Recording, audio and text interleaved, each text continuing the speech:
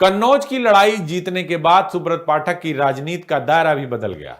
अब उनकी पहचान सिर्फ एक सांसद की नहीं थी, बल्कि बीजेपी के उस नेता की बनने लगी जो सदन के भीतर भी उतनी ही मजबूती से बोलता था जितनी आक्रामकता से चुनावी मंचों पर। लोकसभा में जब जब कन्नौज की बात आई, सुब्रत पाठक ने अपने जिले की खुशबू को देश दुनिया तक पहुंचाने की कोशिश की। सदियों पुरानी इत्र नगरी की पहचान को नई उड़ान मिले, कारोबार को मजबूती मिले और वैश्विक बाजार में कन्नौज की अलग पहचान बने, इसके लिए उन्होंने लगातार आवाज उठाई। वहीं किसानों की आय, खासकर आलू उत्पादकों की समस्याओं को भी संसद में प्रमुखता से रखा। लेकिन सुब्रत पाठक की राजनीति सिर्फ विकास तक सीमित नहीं रही। वैचारिक मुद्दों पर उन्होंने खुलकर अपनी बात रखी। राष्ट्रवाद हो, हिंदुत्व हो या फिर उत्तर प्रदेश की कानून व्यवस्था, उन्होंने हर मंच से भाजपा का पक्ष मजबूती के साथ रखा। यही वजह है कि समय के साथ उनकी पहचान एक फायरब्रांड नेता की बनती चली गई। खास बात यह रही कि उनके राजनीतिक निशाने का पर सबसे ज्यादा समाजवादी पार्टी रही। अखिलेश यादव की नीतियों से लेकर प्रदेश की राजनीति तक सुब्रत पाठक ने हर मुद्दे पर खुलकर सवाल उठाए। कई बार उनकी बयानबाजी ने राजनीतिक बहस को नई दिशा दे दी, तो कई बार तीखी नोक झोंक ने सुर्खियां भी बटोरी।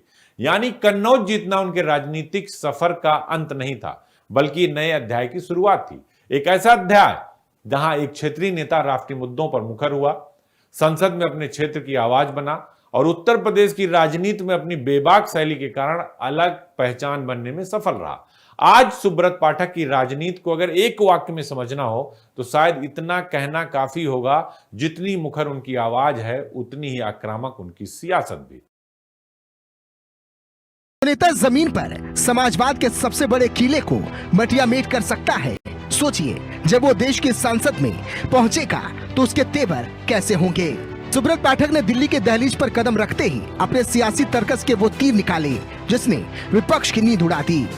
राष्ट्रवाद की धार, हिंदुत्व की हुंकार और सपा पर सीधा प्रहार। लेकिन दिल्ली की चकाचौंध के बीच उन्होंने इत्र नगरी की खुशबू को कैसे ग्लोबल मंच तक पहुंचाया।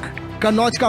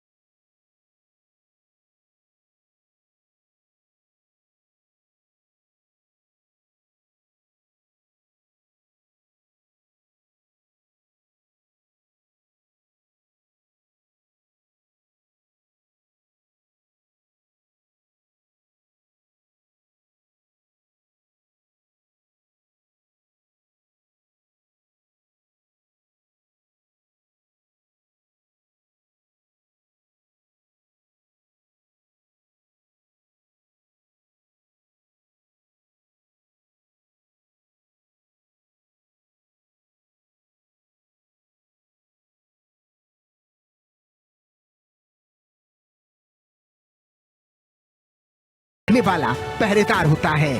इत्र की खुशबू को दुनिया तक पहुंचाने और किसानों के आंसुओं को पोंछने की इसी जिद ने उन्हें देश के शीर्ष नेतृत्व की गुड बुक में हमेशा के लिए अमर कर दिया। अब 29 के इलेक्शन में क्या चीज होगी ये देखने की बात है। ये बात अलग है कि उनको फिर सुब्रत पाठक को उसके बाद वो पार्टी का प्रदेश उपाध्यक्ष बना दिया गया। आज भी अगर आप देखें तो वो अपने को बजाय इसके कि वो अपनी जमीन को मजबूत करें, वो बड़े बड़े बयानवीर के रूप में जाने जाने लगे। वहाँ के लोग कहते हैं कि यहाँ अपनी जमीन तो मजबूत कर नहीं रहे हैं, लेकिन बड़े बड़े नेताओं के ऊपर, क्योंकि अब एक ही बार के तो सांसद हैं, कोई राजनीतिक पृष्ठभूमि नहीं, कोई बहुत बड़े नेता नहीं सुब्रत पाठक, लेकिन उसके बाद भी वो बयान कहीं मतलब जो है वो मुलायम सिंह को लेके दे रहे हैं, कहीं कांग्रेस को, राहुल को दे के दे रहे हैं, तो वो लोगों के वह कहीं ना कहीं हंसी के पात्र उनके बयान जरूर बन रहे हैं।